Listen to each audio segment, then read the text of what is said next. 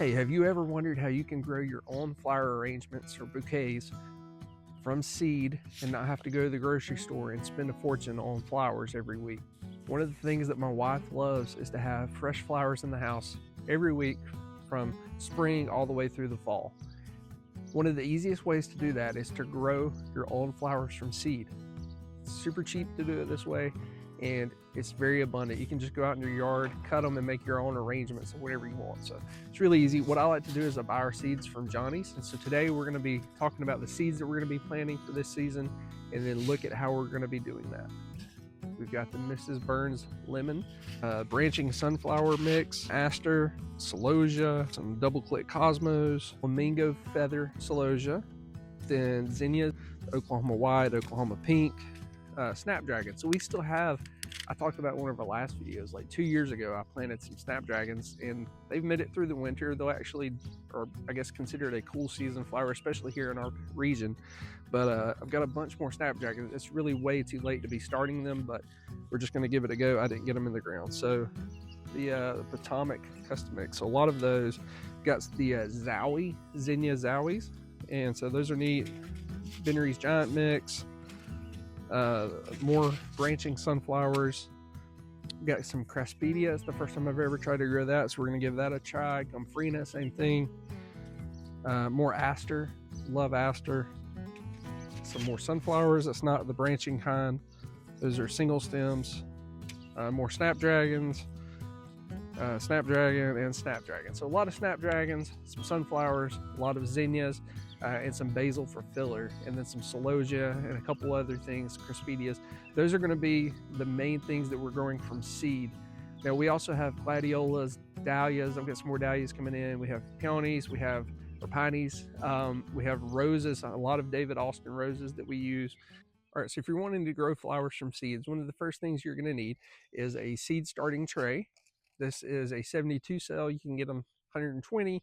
You can get them to like 32, I think. Different sizes according to what size plants you're trying to grow. But if you want to just start out, 72 cell is going to be great for you.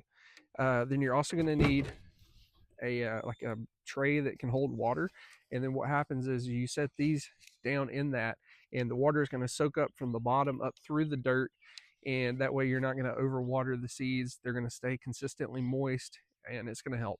Now you may, if you're going to start them really early in the season, like I should have done the snapdragons, how I've done it in seasons past, you're going to want to put a humidity dome over them and put some grow lights on top of them. And you want to make sure you get that grow light really close so that the seeds are not stretching and becoming leggy. They're going to stretch and try to find light. So you want to make sure that the light's very close to the seeds, like within an inch.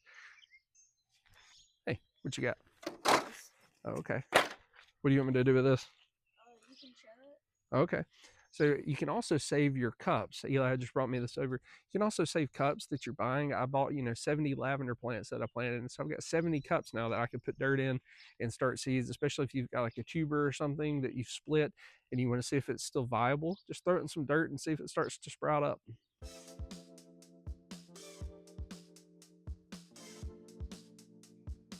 Hey, all right, so we went through and we counted. I got the kids to help me put all of the cells back into the watering trays. We've got about 1,500 cells that we're gonna put some seed starting mix in.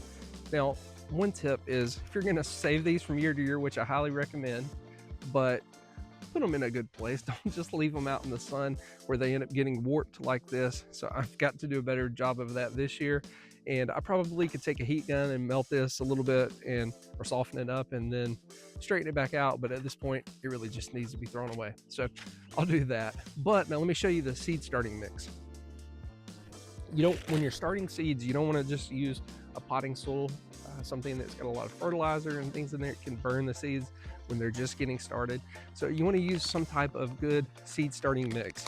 These are just 2 bags that I picked up, I think at Lowe's or Walmart, and you can pick them up there too. So, all right, so let's go ahead and take a quick look at some of this actual seed starting mix. I'll let you see a little bit of the consistency there.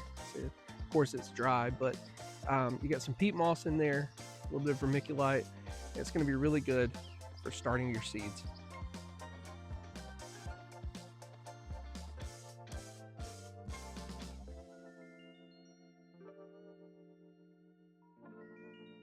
All right, so I've got all the seed starting mix in the cells now. Got it on shower Now this is not a great hose. I need to get that redone, but we're gonna at least lightly mist.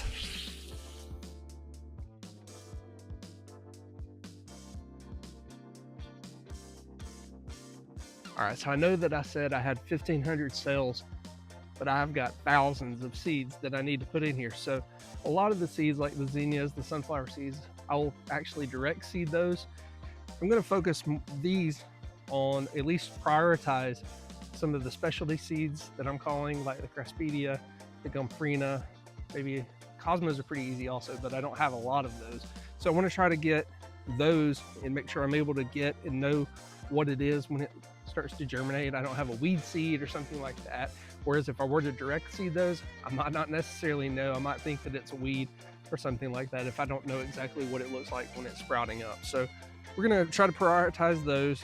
And if I have anything empty or left over, then I'll throw in the zinnia seeds, that kind of stuff. It appears I've lost my seed planting help. They're all out playing hide and seek, but that's all right. We're gonna focus on gumfrina, craspedia, eucalyptus, aster, cosmos, and another aster. So we're gonna try and get all of those into these cells, and if we have anything left over, we'll look at what else we've got to get in the ground.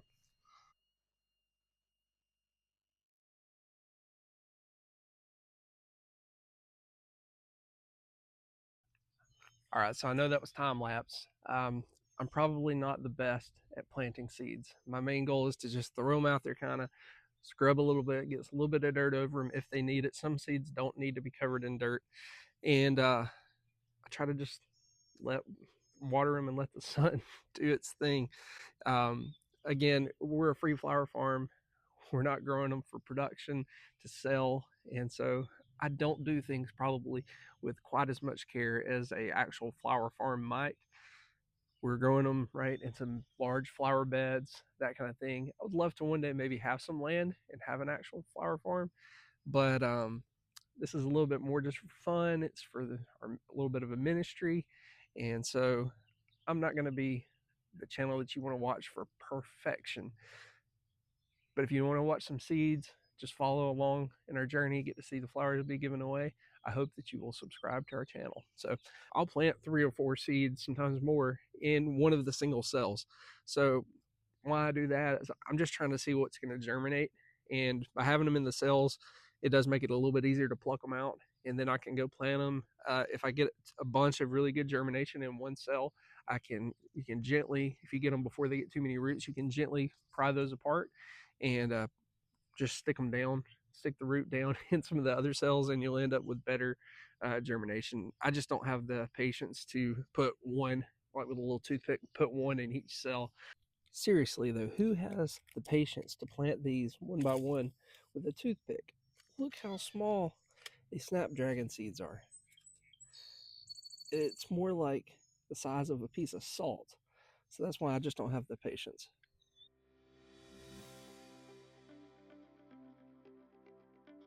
All right, so 1,000 snapdragon seeds is basically enough to put in your hand. They're so stinking tiny that they, like I said, I put several per cell, so it really only took up like 2 trays. Now we're going to plant some of the Oklahoma zinnia since I have less of those, and we'll try to make sure that we get some of those to grow. And so we're going to go ahead and try to get those in some of these cells. So you may remember this flower bed from being where the blaze was. I had set this on fire to help clear out a lot of the old brush and dead leaves, that kind of thing, the weeds, some of the dried up dead basil from last year. That will be enough for our filler, for our flowers arrangements and things that my wife likes to use. We also are trying to mix in other types of filler as well. So we're going to be trying to grow some of that eucalyptus.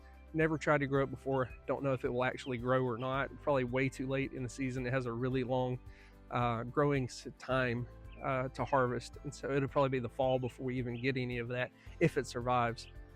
And but we also have celosia. Celosia is just prolific. It self-seeds and it just comes up everywhere. So we always have that we can mix in as well. She likes to use some of the cosmos to help as filler also. And then this year we have the 70 lavender plants that we've planted, and so we'll have that as well. So we should have a decent variety of fillers that we can use. Hey, all right, so like I was saying, I want to take some of this black cow and just gently spread it over the top here. Then I'm going to throw out the basil seeds, and I'm going to take this rake and kind of just make some little channels for the seeds to kind of settle into. And then I'll take some more black cow and kind of shake it over the top, and we'll get it wetted down really good.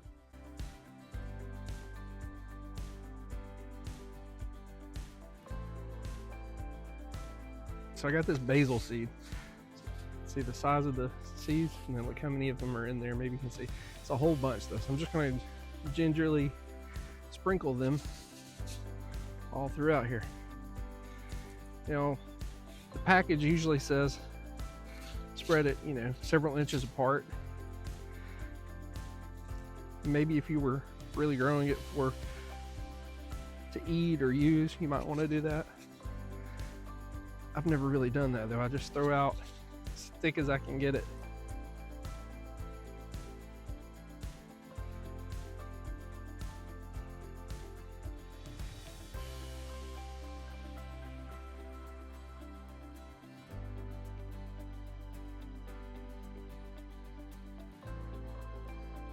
So in one of the last videos, I told you that I wanted to extend our zinnia wanted to extend one of our zinnia beds. So I'm going to work on digging out another 8-foot panel section here. I come out about 4 feet is about the depth of the bed. So I'm going to go ahead and work on doing that. I'll put it in time lapse so you don't have to hear me huffing and puffing. All right, well, I'm not going to say that it's perfect, but I think it's good enough. It'll work. So now we've got, let's see, 1, 2, 3, 4, 5, 6, 7, 8 times 7, that's what, 56 feet times about 4. So what is that, a little over 200 square feet of room for our zinnias in just that bed. And then if you were wondering where I was putting all the dirt, filling it in somewhere I had those 5 big azaleas pulled. But if you recall, I'm going to be digging out a big section here. I need to go buy about 40 more bags of black cow, but that's all I got for now, so it'll have to do. And we'll just spread that out. Then we're going to try and probably mix up some of the dirt that was already there. Then we're going to mix in some of this.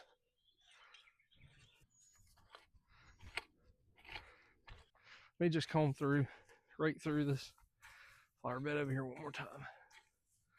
I'll sweep through, pull out what I can. Nothing else, rough up the dirt a little bit so the seeds won't be able to be washed away as easily.